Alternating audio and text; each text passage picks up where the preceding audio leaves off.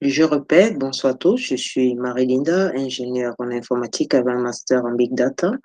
Je propose des cours d'Excel base avancés, cours individualisés et pour entreprise.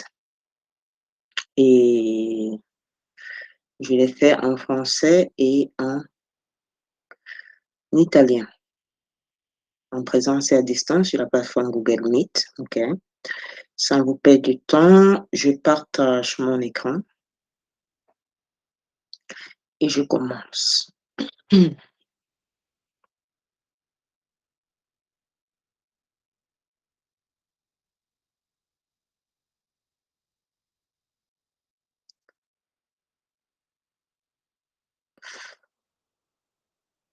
Aujourd'hui, nous allons voir la mise en forme conditionnelle en fonction d'un critère sur un tableau Excel.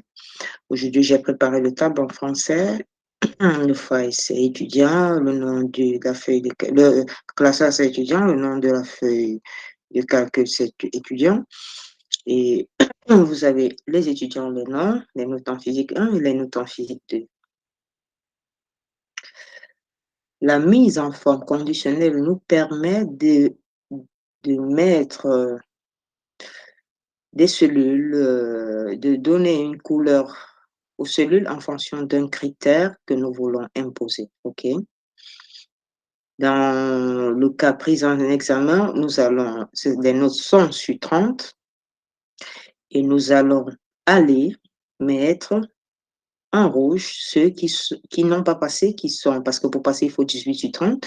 Donc, pour ceux qui sont inférieurs à 18, on va les mettre en rouge ou en une autre couleur qu'on va choisir. OK, c'est à ceci que sert la mise en forme conditionnelle et ça sert aussi à ceux qui ont des entreprises.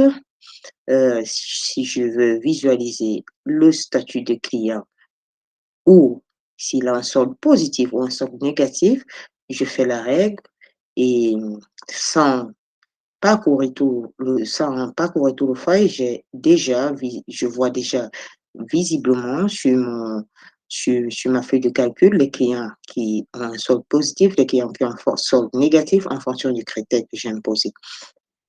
On va voir directement comment ça se fait. Mise en forme conditionnelle, nous l'avons sous accueil.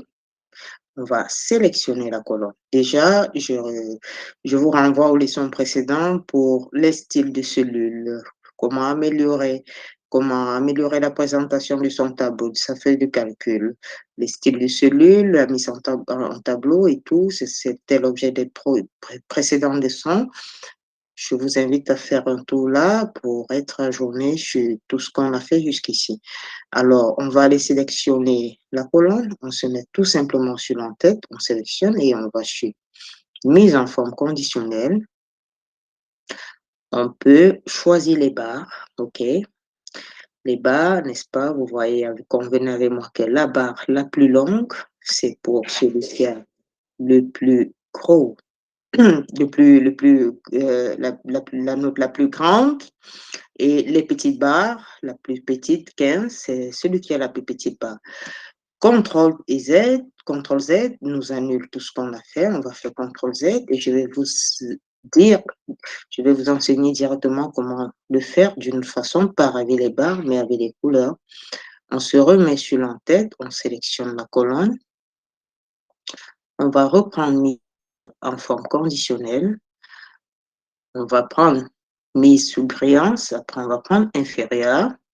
Et on va aller imposer, n'est-ce pas, notre critère. Dans le cas d'espèce, ceux qui sont inférieurs à 18 n'ont pas passé, n'est-ce pas? Et on va personnaliser la couleur. On va aller sur format personnalisé. On va aller sur remplissage et on va choisir la couleur rouge. OK? On l'a choisi, on fait OK. On revient là et on fait OK. Et là, en quelques secondes, cela vaut, même si vous avez un tableau de 4000 lignes, je souligne. Et là, les étudiants qui n'ont pas passé sont en rouge, OK? On va faire ensuite rapidement la même chose pour la troisième colonne du tableau, le tableau, la colonne note physique 2. Là, on l'a fait pour note physique 1, on va faire pour note physique 2. On va aller sélectionner la colonne. On va de nouveau prendre règle sur surbrillance. On va prendre inférieur. On va écrire là sur la page de dialogue 18. On va personnaliser la couleur. OK. On s'assure qu'on est sur remplissage et on peut le mettre en vert. Là, on fait OK. Et là, on fait OK. C'est d'accord avec moi que ceux qui n'ont pas passé, c'est-à-dire inférieur à 18, sont ceux qui ont eu, celui qui a eu 15, c'est celui qui a eu 16 et ils sont en vert. Donc, si je veux voir ceux qui ont passé toutes les 2 notes, directement, je vois sur mon tableau que ce sont ceux qui ne sont pas mis en évidence, OK, qui n'ont aucune couleur. Et si je vais publier les notes, je vais directement dire tous ceux qui ont, les étudiants qui ont passé physique 1 et physique 2 ne sont pas mis en évidence, OK. Et ça nous permet de gagner en temps, de, n'est-ce pas, avoir un travail mieux présenté, OK. C'était tout pour aujourd'hui. Et je vous laisse revoir le tableau et je rappelle que mise en forme conditionnelle se trouve sous accueil, OK? Voilà. Et c'était tout pour aujourd'hui. J'espère que la leçon vous a plu. N'hésitez pas à laisser vos avis en commentaire, à laisser un pouce si la leçon vous a plu et à vous abonner pour ne pas perdre de prochaines vidéos. Je fais des cours en paquet de 20 heures pour le cours base et 60 heures pour le cours avancé. On se met d'accord sur le prix. Je cherche des étudiants motivés et qui ont envie d'apprendre et de se mettre à l'œuvre. Voilà. Je vais interrompre le streaming.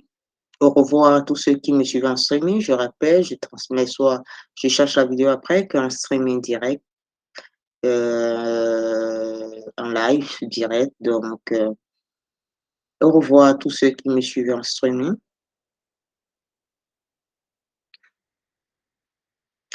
Là, je vais arrêter l'enregistrement et je dis tout simplement, n'oubliez pas de mettre en pause, de visualiser la vidéo, de laisser vos avis en commentaire et bonsoir, à la prochaine leçon.